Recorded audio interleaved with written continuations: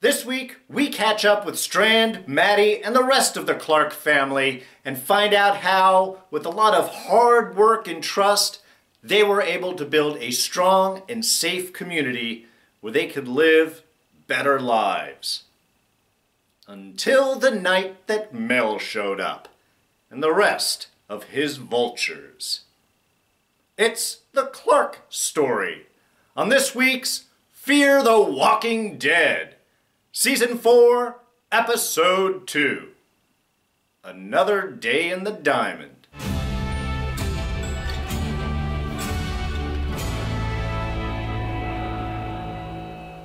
Hey everyone, D here, and welcome to this week's review of Fear the Walking Dead. So yes, of course, spoilers, they are a-coming.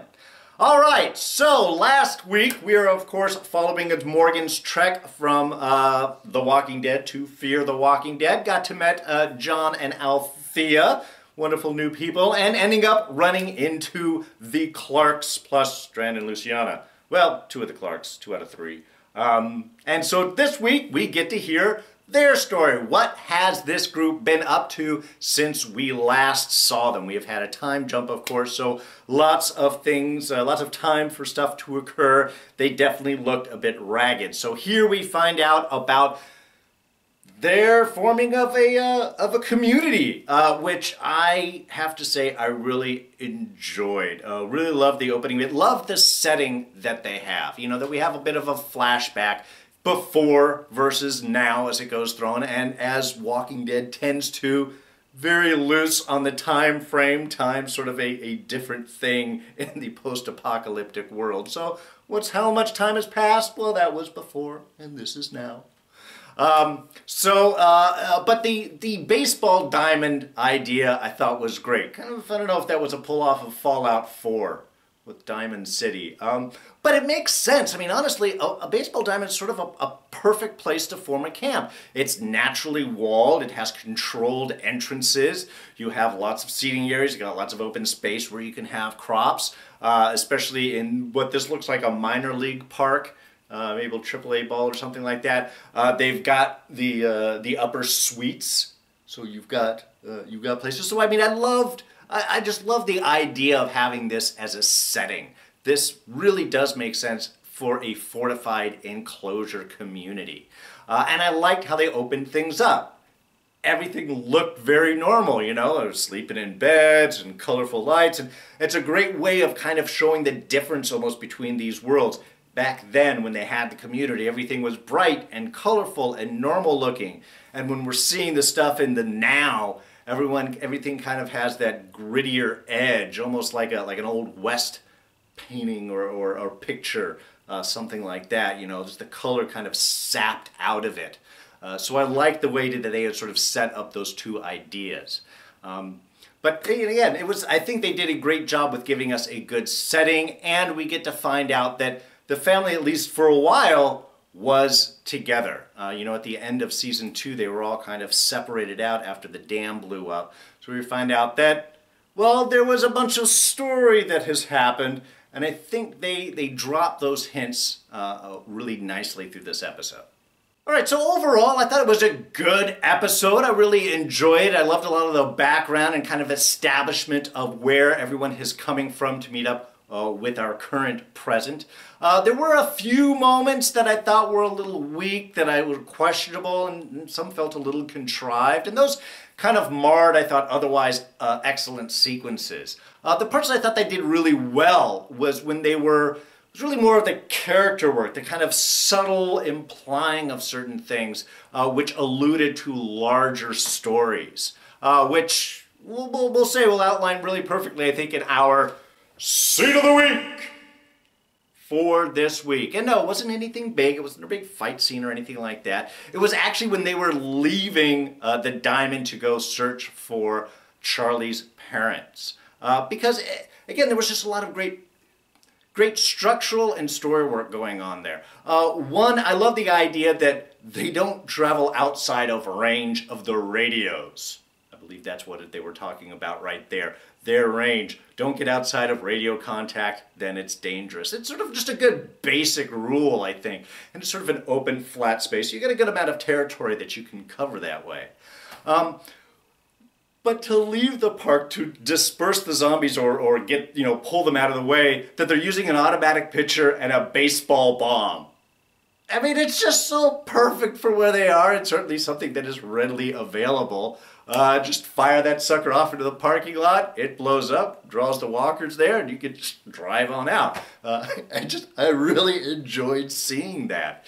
But even then, we get a little bit of nice character interaction. We, of course, have Nick kind of joking with Luciana, asking to make sure Alicia that brings Luciana back, I believe implying when Luciana left in the middle of the night while Nick was sleeping and took off down south. Never gonna let her live that down. So again, nice little moment there. The joke about boredom I thought was great. Aren't you bored in here? Boredom's great. Alicia jumping in right there. Oh, you want to stare at a wall later on? Oh, that's the best. It was just, again, it's showing that difference of what they're embracing versus the terror of running and fear and the constant, on edge that was going on when the whole apocalypse started to where they are now. That boredom is like the best thing in the world. And even sort of implying the idea of Nick having issues. Now, this sort of shifted with me through the episode. The initial idea of this stuff going on, I mean, Strand had talked about that Maddie had come down to save him, and he would have been lost, and she did it even after everything that he had done. We get an idea of some interesting story stuff. Why did that happen? I'm going to have to ask. With Nick, that he won't leave the diamond, that something happened to give him enough trauma to lock himself inside of a place. What did you say? You weren't there when I found him. Again, very subtly, with just those small little things, it implies some greater story that really made me intrigued. So I think that's my favorite scene just because it hit all of those points. There were great characters. It really gave the feel of what this life would be like, and it implied some larger stories, some more interesting tales that we have yet to hear. The city they traveled in, super creepy. I mean, first thing you notice is that everything is clean, and you don't see that.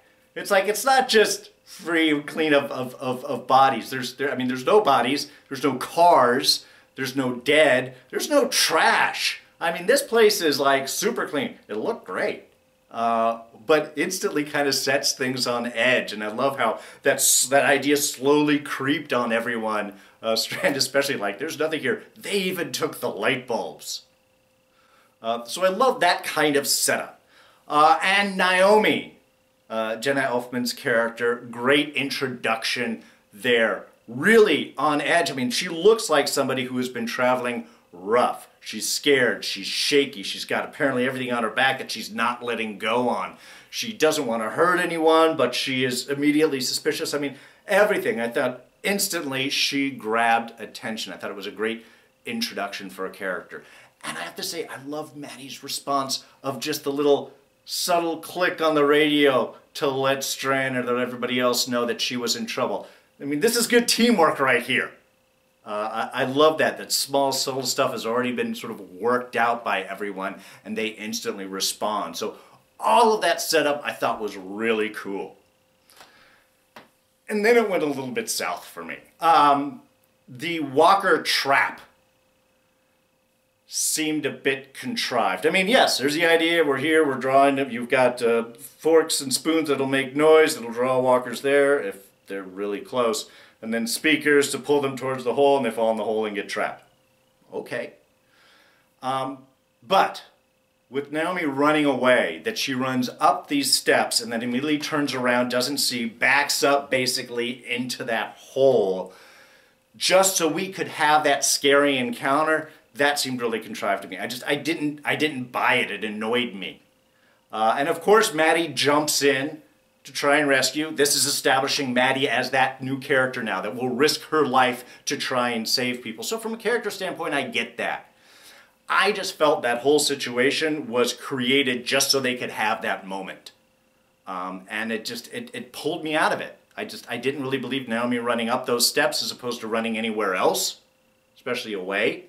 I didn't get her not seeing the hole, turning around and backing into it. I mean, I guess the ground broke up beneath her technically, but still, I felt that that whole situation was created just to have that moment of interaction, ensuring Maddie's the kind of rescuer and as a way to pull Naomi in. And in that way, I just think there's other ways of doing it. They could have run into walkers in a different manner, as opposed to that kind of trap one-on-one type of thing. Also, man, that had to stink. Oh, that had to stink. And then afterwards, why are you camping out there? They're lighting a fire, and they're sitting and talking, and it's not until you hear the walkers and the rest of the tank starting to make noise, I guess, that they decided that wouldn't be a good place to go. But already there was a burnt out truck. It looked unsafe. I didn't buy that. And that's when we got to the second Nick scene, which honestly pulled me out the rest from his story. There was sort of an idea of Nick being scared and pulling in and not wanting to go out in the world. But when you think about it for a half second longer, it makes no sense. Nick walked like halfway across the country through the dead, and I mean, like hundreds of miles. This man traveled out in the midst of the dead through some of the worst things. It's hard for me to think of a trauma that was associated, and not knowing kind of allowed at least my imagination to go in. But when he was doing flashbacks of blowing up the dam, I don't get that as a PTSD reference there at all. I don't see how that had this particular effect on him. So, and also it's like now he's out and he's panicking and he's running into you always run into the one light in the middle of a giant empty parking lot. I mean, that's just Murphy's Law right there. But it's just, yeah, that annoyed me. But we did have the family show up, and that ends up leading to, well, some other good and bad scenes.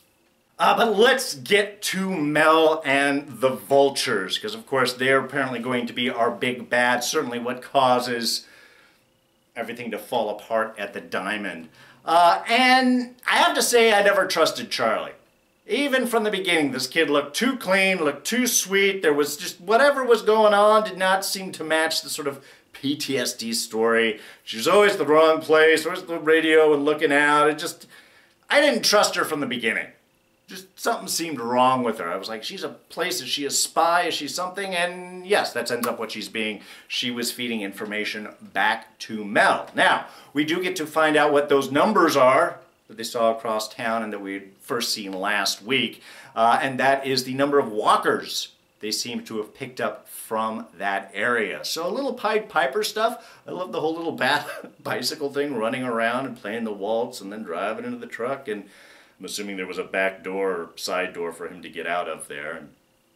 And so I mean, that was kind of cool. That was interesting.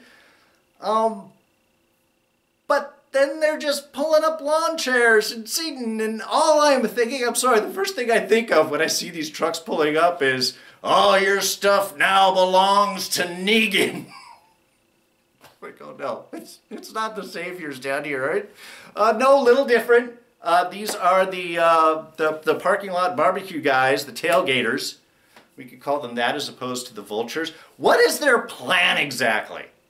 I mean, Mel's very creepy in that, confident villain guy of like, I've said this 100 times, I'm going to tell you too, yes, everybody says no, blah, blah, blah. This is exactly how much stuff, and I know Nick, and you've got weevils and so on. I mean, obviously, getting the idea, it reveals Charlie and lets us know that he knows all of this information. Maybe a little less trusting, a little better tiered security in the future, Maddie. Just a suggestion. But the threat that Mel gives out isn't about, I'm here to kill you, I'm going to take your stuff. It's like, you can give us your stuff and possibly even join us, or we'll just wait for you to die and take all your stuff. There's a natural cycle to these things. It's kind of interesting. We're looking at about 2 years in the apocalypse, certainly enough to sort of see the way certain things go on, that there are communities and they gather and they create strength, and then either crops fail and they can't stay there anymore, or strife in between people comes up and then they start to fall apart from the inside. But there's a cycle, a life cycle of these types of communities. That's kind of interesting to hear. But then they they just sort of, again, pull out the chairs and just sit there. And the next shots that we're seeing of them is just when guys are cleaning the car, and other ones, again, looks like they're setting up a barbecue. And like, what is exactly your plan? I mean, I guess as the name Vultures, you just pick things off the dead. You don't bother about interacting with the living. But are you going to, I mean, is this a siege? You can prevent people from coming in and out? Are you going to try and take stuff if they go? I mean, they don't seem to be securing themselves, so technically Maddie and company could line up a bunch of rifles and sharpshooters and just start picking people off. I mean, I guess they could circle their wagons and trucks or potentially release some walkers at them, but I'm not entirely sure. I realize they're the big bad, but I'm not totally scared of tailgaters. Though, obviously, they do something, because as we get from our flash forward to present now, that seems to be what Strand, Nick, Alicia, and Luciana are doing. They are hunting down the Vultures. All right, just a couple of small things. One, always good to have people with skills. Naomi is a nurse, emergency room nurse, ICU nurse. Good to have someone with that level of medical skills.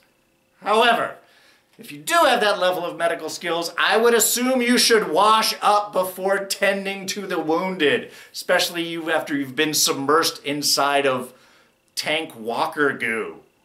I mean, that can't be healthy. That's going to be teeming with stuff. So the fact that Naomi and Maddie were all still covered with that nastiness, I don't know. I would have hit the showers first. On the other hand, shower? Man, I heard that, and I just had a shower this morning, but I can imagine the apocalypse shower? Hot shower? That's got to get anybody into the community. I think right then and there, if you got a hot shower, that's an instant I'm there. I'm in. Oh, Strand has an admirer. That's awful nice. Obviously, the storyline is here as he is concerned that his admirer might learn too much about Strand, may not like him anymore. But he's charming. I'm sure it'll work out. And then the guy will die. It's always what happens. And I know it was done for tension, but Luciana pausing like she did as the group is trying to pull Nick's crashed truck back into the diamond, I thought was a little much. I mean, she sees what's coming, that stunned like, wait, no response, and giving that 5 seconds or whatever before, no, you should go, run. The fact that also Strand and company do not just immediately start running when she says run. Never ask why, it just seems illogical. But anyway, again, it's a small thing, but when you see something, you just say it. That long pause of, oh my God, what's going on? It's just trucks, man. Shouldn't have that type of response. You think Charlie introduced the Weevils to the garden? Just to sort of mess with the group? I don't know. Just was a thought I had by the end of the episode. Alright, well I think that pretty much wraps everything up for this week. So I'm assuming the season is going to be the hunt for the Vultures, plus sort of finding out what exactly transpired at the diamond. How did that all fall apart? And is Maddie dead? Is she missing? Is Naomi with her? I mean, there's lots to find out. Really interested to find out, to see how this all does play out. I think it's a good intro to the season, and I am intrigued to find out more. I just hope that they fix some of these little contrived illogical circumstances. Or at the very least, give me some really good explanation that makes me regret that I said anything bad about him. I'd be fine with that. All right, but that will wrap us up for tonight. Thank you so much for joining me. If you enjoyed this review, please go ahead and hit that like button. Thoughts, ideas, and comments, you know where to put them, down in the section below. Now, you can always catch me on Twitter and Instagram. I am at Darren Jakes. Subscribe if you're not a subscriber. We're just starting the season. So much more to do. Plus, Westworld Season 2 just premiered tonight. So good. And we have Legion, which is amazing. Agents of S.H.I.E.L.D., really good stuff. Don't miss any of that if you're a subscriber. Do that by clicking this button right here. And in fact, we'll throw up our Westworld Season 2 review right here. And if you like The Expanse and just did a chat with Mark over Enchantment of Eternity, you can check that out. So, that's going to be it for me. I'm D, and I'm out of here. Catch you guys next time. Bye-bye.